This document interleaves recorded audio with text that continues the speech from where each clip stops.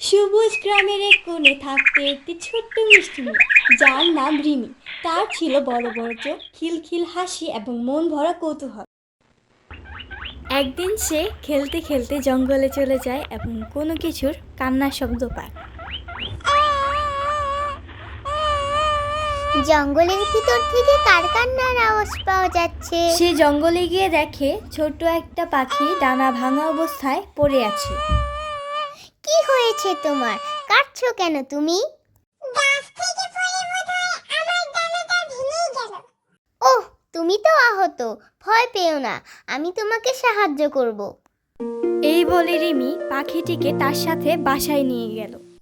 রিমি টুনিকে ঘর নিয়ে এসে ডানায় ওষুধ লাগালো, খাবার দিল এবং পানি দিল। এখন থেকে তুমি আমার বন্ধু, চিন্তা করো না, সব ঠিক হয়ে যাবে। আর এভাবে রিমি আর টুনির বন্ধুত্ব শুরু হলো। কয়েকদিন পর টুনি সুস্থ হয়ে উঠল এবং আবার আগের মতো উঠতে পারল।